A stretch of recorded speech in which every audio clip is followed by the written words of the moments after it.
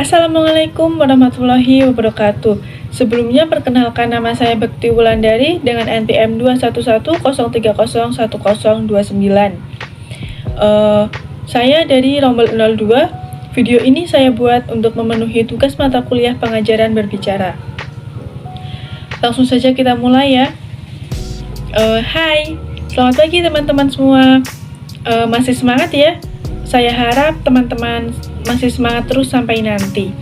Sebelum kita memulai belajar kita pada hari ini, alangkah lebih baiknya kita berdoa terlebih dahulu ya, sebagai wujud rasa syukur kita karena telah diberikan kenikmatan menimba ilmu, dan semoga materi yang saya sampaikan bisa dicerna dengan baik ya. Berdoa menurut kepercayaan masing-masing. Berdoa mulai.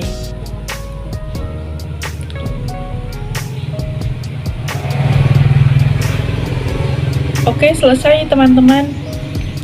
Baik, sebelum saya mulai pembelajaran pada pagi hari ini, saya absen terlebih dahulu ya.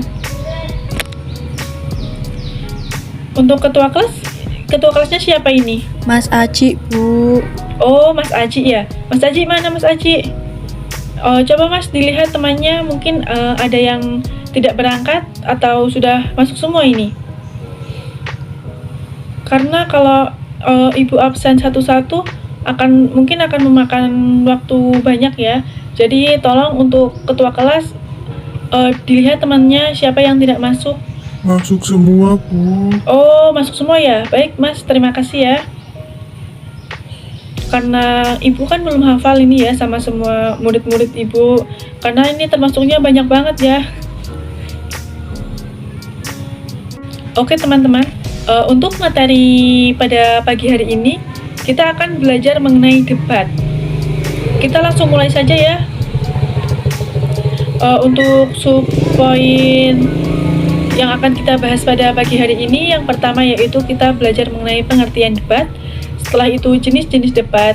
Setelah itu tujuan dan fungsi debat. Terus unsur-unsur debat, struktur teks debat, dan kaidah kebahasaan teks debat. Oke, mungkin dari kalian ada yang tahu apa itu debat? Saya, Bu. Oke, Mbak Siska ya. Silakan Mbak Siska. Baik, Ibu. Menurut saya, debat adalah kegiatan argumentasi yang bertujuan untuk menyampaikan pendapat yang bertentangan dengan pendapat orang lain. Terima kasih, Bu. Ya, benar sekali Mbak Siska. Seperti apa yang barusan dijelaskan oleh Mbak Siska tadi ya.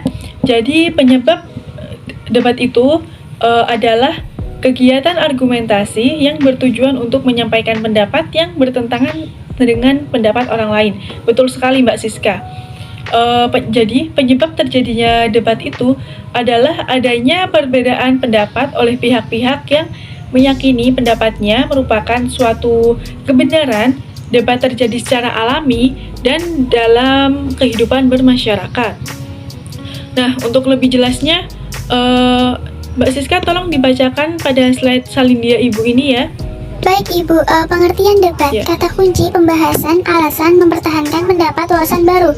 Pembahasan mengenai suatu hal yang disertai dengan alasan untuk mempertahankan pendapat masing-masing demi mendapatkan informasi baru ataupun wawasan baru mengenai hal yang diperdebatkan.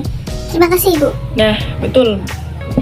Lebih jelasnya begini ya, untuk lebih mudahnya, kalian bisa menghafalkan kata kuncinya saja. Seperti pembahasan, alasan, mempertahankan pendapat, dan wawasan baru. Jadi, adanya debat ini mengenai suatu hal yang disertai dengan alasan mempertahankan pendapat masing-masing demi mendapatkan informasi baru ataupun wawasan baru mengenai hal yang diperdebatkan. Sampai di sini ada yang ditanyakan? Atau mungkin ada yang masih kurang jelas dari Ibu yang Ibu sampaikan barusan? Belum ada, Bu. Oke, kita lanjut ya jika tidak ada pertanyaan. Jenis-jenis debat. Jenis-jenis debat ini ada 3.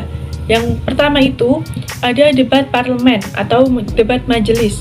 Debat parlemen ini atau yang disebut dengan assembly or parliamentary debating dan juga sering disebut sebagai debat majelis ya anak-anak. Debat parlementer ini dilakukan untuk menambah dukungan terhadap suatu undang-undang tertentu, semua pihak atau anggota debat ini bisa mengungkapkan pendapatnya untuk menentang atau mendukung usulan yang diizinkan oleh majelis debat dengan alasan yang kuat. Yang kedua, ada debat pemeriksaan ulangan. Macam-macam debat yang selanjutnya itu ada debat pemeriksaan ulangan atau cross-examination debating. Debat ini dilakukan untuk mencari sebuah kebenaran untuk memeriksa hal yang dilakukan sebelumnya. Untuk melakukan debat ini, ada beberapa pertanyaan yang ditanyakan yang memiliki hubungan untuk menyebabkan individu lain mendukung pendapat dari pihak lain yang memberi pertanyaan. Yang ketiga, ada debat konvensional atau debat pendidikan. Macam-macam debat yang terakhir ini adalah debat formal. Biasanya debat ini tuh disebut dengan debat konvensional atau debat pendidikan yang memiliki tujuan untuk memberikan kesempatan kepada para anggota debat untuk menyampaikan atau berargumen untuk mendukung atau menentang usulan. Jadi pendapat yang disampaikan saat debat itu harus masuk akal, jelas, dan sesuai dengan kebutuhan sesama. Oke, setelah ini saya akan membahas mengenai tujuan dan fungsi debat. Tujuan debat sendiri, tujuan utamanya debat itu adalah untuk mencapai kemenangan, beradu argumen atau pendapat. Tujuan debat ini dilakukan untuk mendiskusikan atau memutuskan masalah, melatih keberanian untuk berpendapat, serta mengalahkan lawan dengan cara sportif. Debat ini juga memiliki tujuan untuk belajar atau mengasah kemampuan dalam menyelesaikan masalah. Selain itu, debat juga membantu belajar memahami konsep dan melatih sikap kritis seseorang. Setelah itu, ada tujuan debat lagi untuk menguji kebenaran pemikiran mengenai suatu hal. Nah, untuk fungsi debat sendiri ada untuk melatih kemampuan berbicara, melatih kemampuan beradu argumen, berpikir kritis, menghargai pendapat berbeda.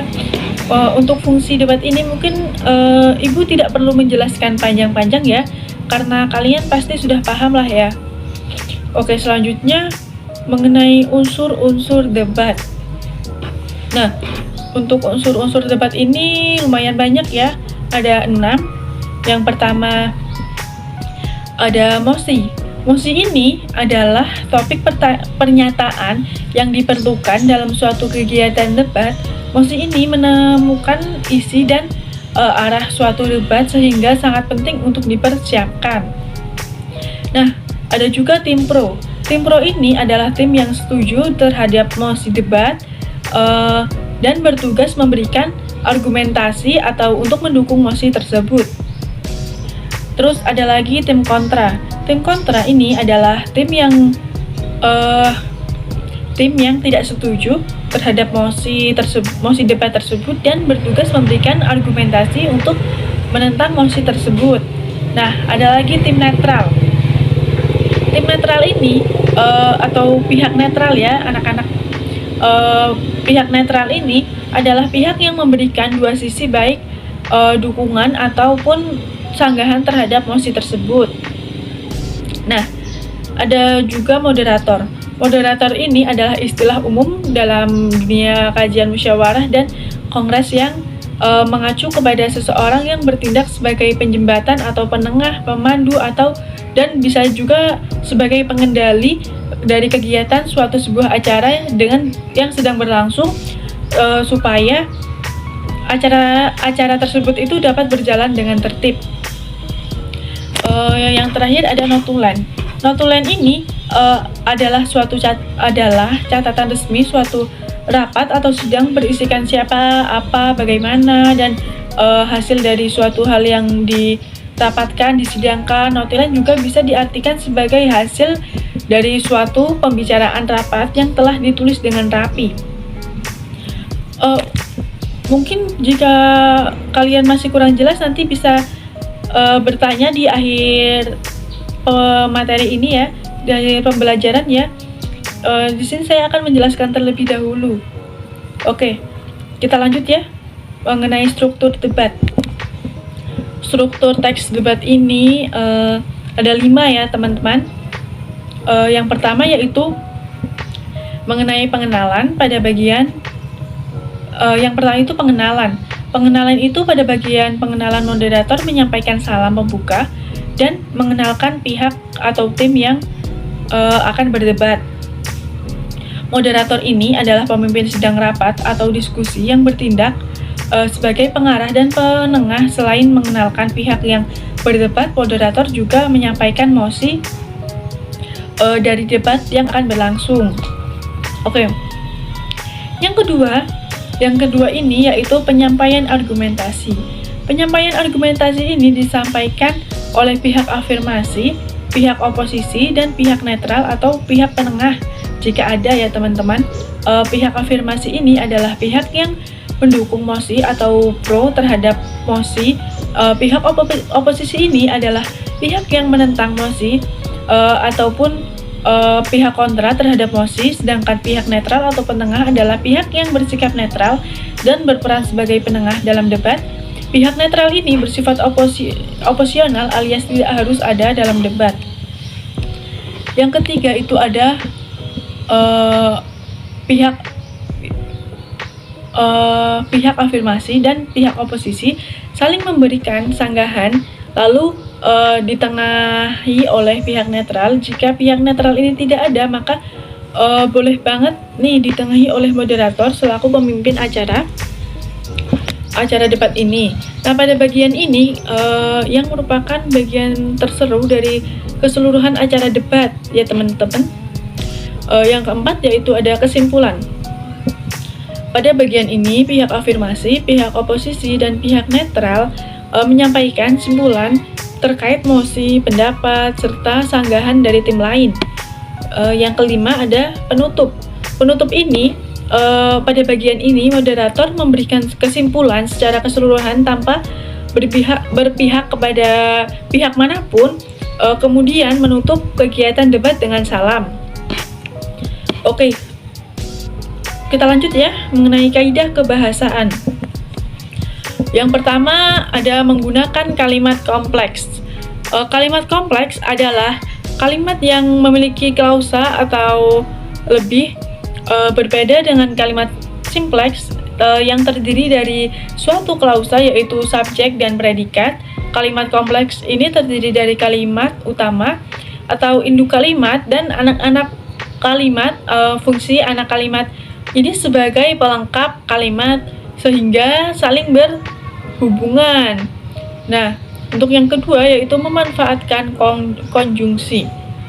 Nah, konjungsi ini merupakan kata yang tidak mempunyai arti, tetapi konjungsi ini mempunyai fungsi untuk menunjukkan hubungan di antara suatu kata, frasa, klausa, atau kalimat.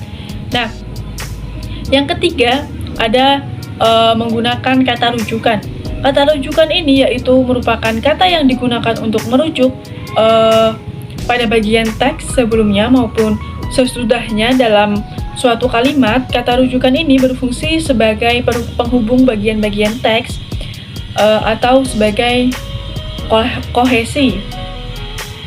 Oke, yang keempat itu ada menggunakan bahasa baku. Teks debat ini ditulis menggunakan bahasa baku atau bahasa yang sesuai dengan standar dan kaidah bahasa Indonesia. Yang kelima ada menggunakan kata denotatif.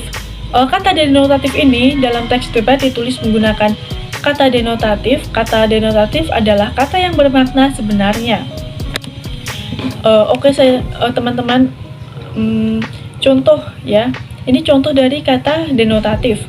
Contoh dari kata denotatif itu sendiri seperti marilah kita menutup mata sambil berdoa.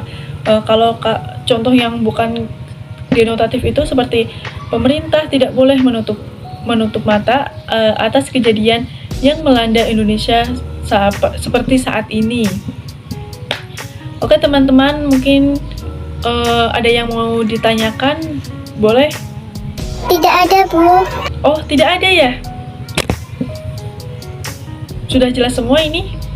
Sudah, Bu. Oke, baik. Ibu tutup saja ya jika sudah jelas semua. Iya, Bu. Baik. Terima kasih teman-teman. Semoga apa yang Ibu sampaikan pada pagi hari ini bisa diserap dengan baik dan bisa diamalkan ke depannya. Ibu tutup saja. Sekian dari saya. Wassalamualaikum warahmatullahi wabarakatuh.